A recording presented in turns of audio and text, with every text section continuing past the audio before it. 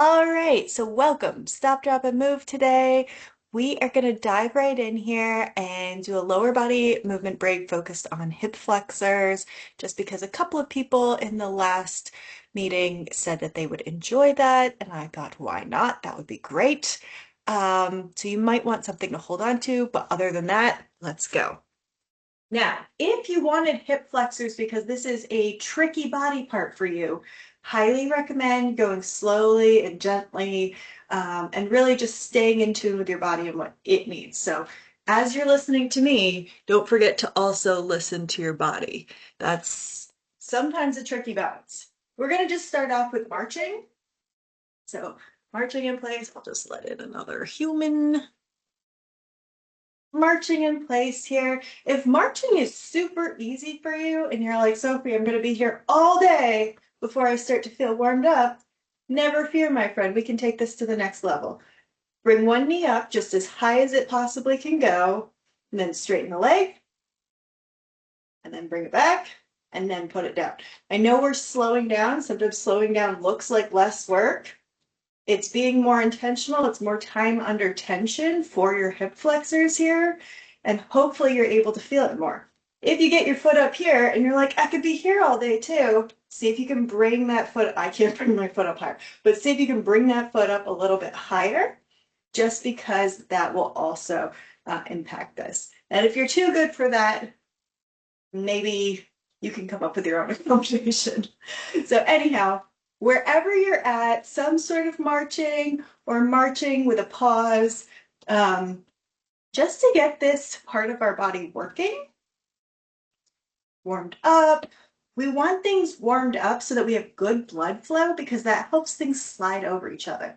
You've got fascia surrounding muscles. You also have nerves and veins and arteries all in there. Sometimes they need to slide over each other to stretch comfortably.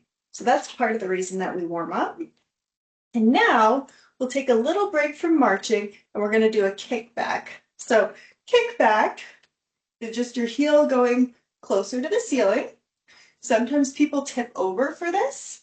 So if you do have a desk or a chair or something here, you can kick back with your body tilted forward.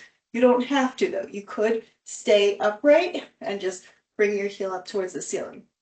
What we don't want to do, whatever position your upper body's in, we don't want to arch your back more as you kick your leg up. Whatever position your spine is in, when you're nice and long and tall here, you keep that position as your heel comes up. So let's see. This is bad. Uh, Long and tall, maintain that deep inner core strength so that you stay stable. This is good.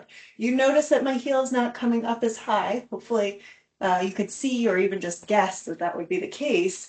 That's okay. It went up higher before because I was cheating.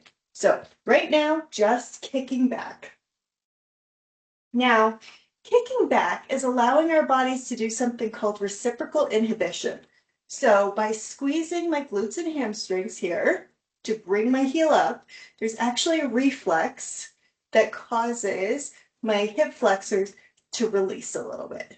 So as part of a little warm up, this can be a nice way to get your body used to moving in a specific direction. In this case, used to letting the hip flexors go a little bit and allowing them to get ready to stretch.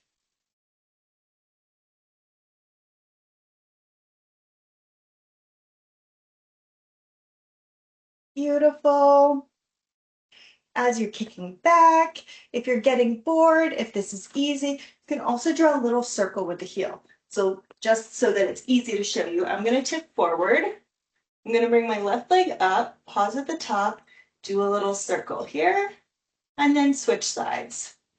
And we're just alternating because that way it's easy to keep things even between the two sides. Maybe not perfectly even if we land on different foot, but it's hard to get too uneven. And of course, if you're upright, you could also do the circle.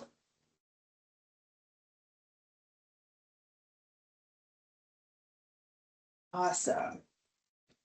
Now you can take a pause wherever you're at, and we're gonna just do some big circles through our hips. Starting off, have your feet wide apart here, and bring your hips as far to the left as they possibly can go. Forward comfortably. I don't want to have that crazy arch in my lower back. Never want to do more harm than good. And then come over, bring your hips to the right, back, and just keep going around the clock, making the biggest circle that you feel comfortable with.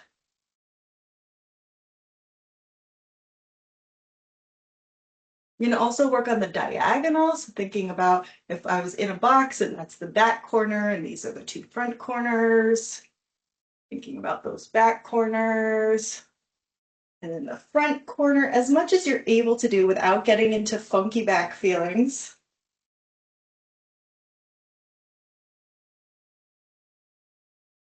Beautiful.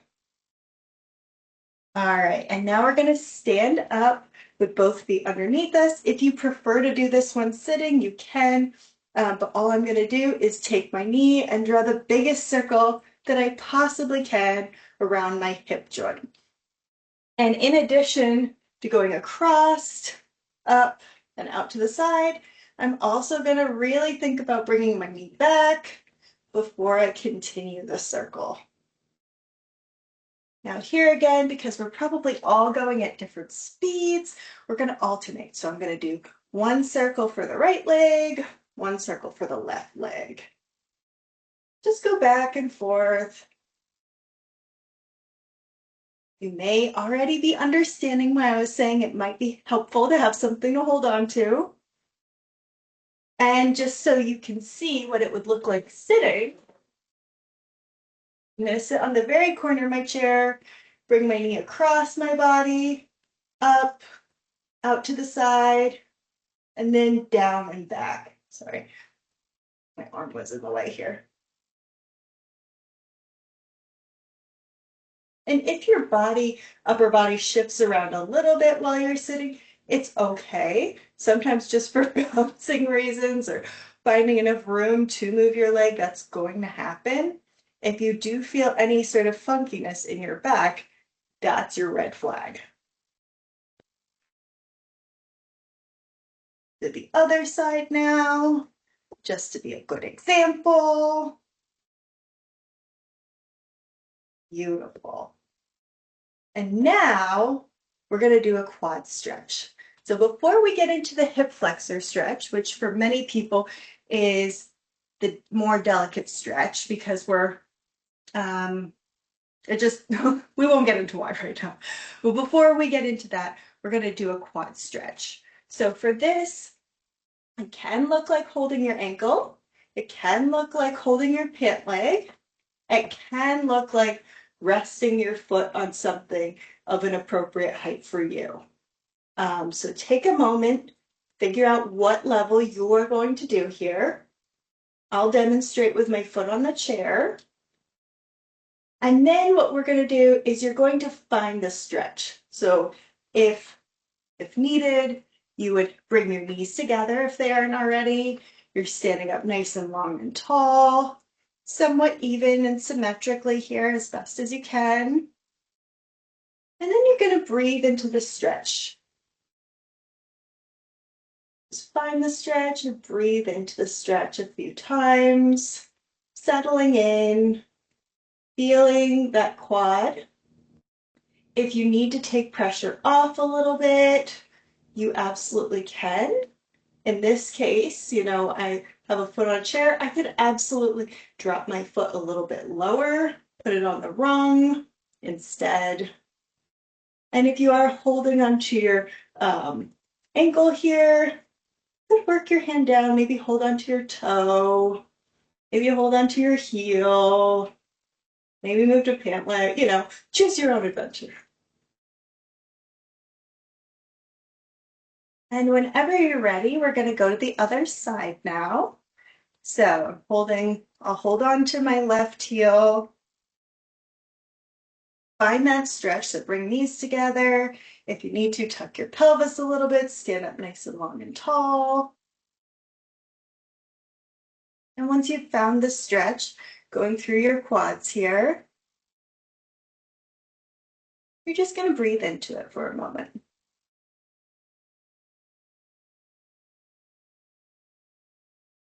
Now, while you're standing, one or the other here, I'm going to show you the next thing. Because what we're going to do next is we're actually going to go back to side one. I'm going to have whatever my quad stretch is, and then I'm going to kick into my hand, kick down onto my chair.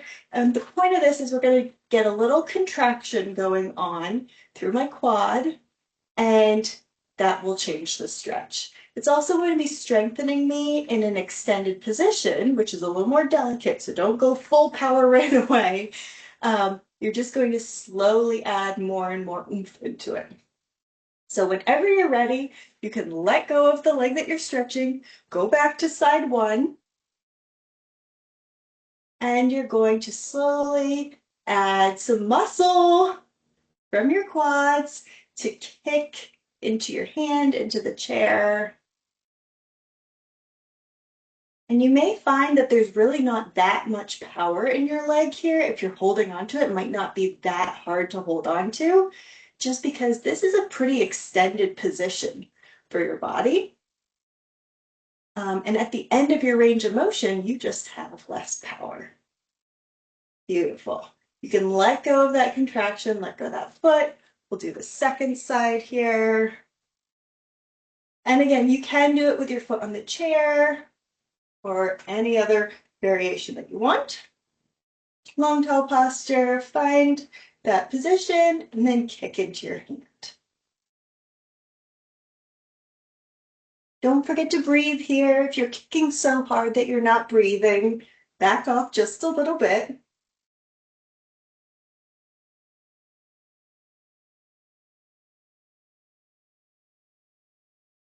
Beautiful.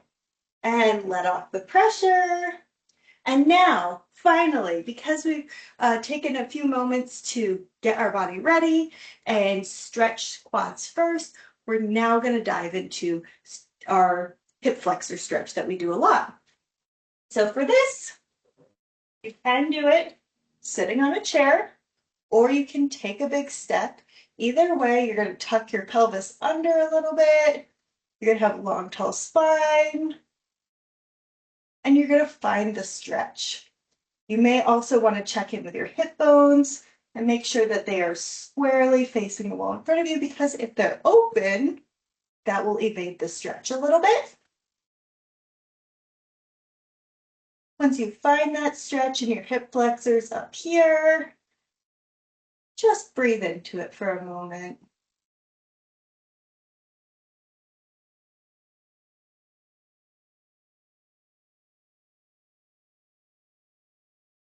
If you would like to add something, you could bring your arm up. So my left leg is going back, my left arm is going up and over slightly.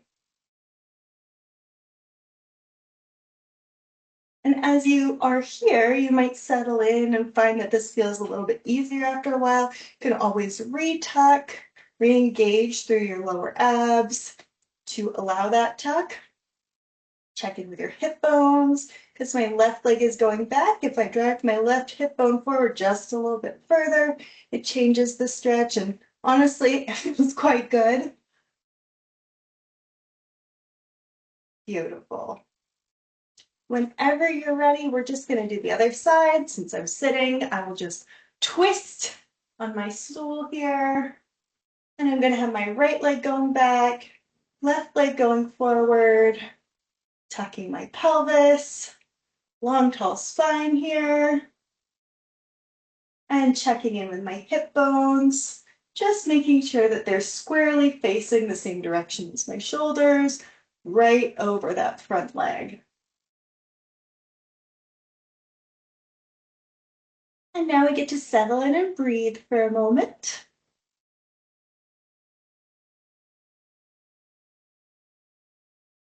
The hip flexors are worth a little bit of extra love because a lot of times people have a curve in their lower back. So even when they're standing, these hip flexors are in a slightly shortened position because the pelvis is tipped forward. or they spend a lot of time sitting from driving and other things. And that can cause your hip flexors to be sitting in a shortened position too. So it may feel really good to stretch them. If you want a little extra, you can also bring your right arm up and over, or same arm as the leg that's going back. So in my case, it's right leg back, right arm up and over.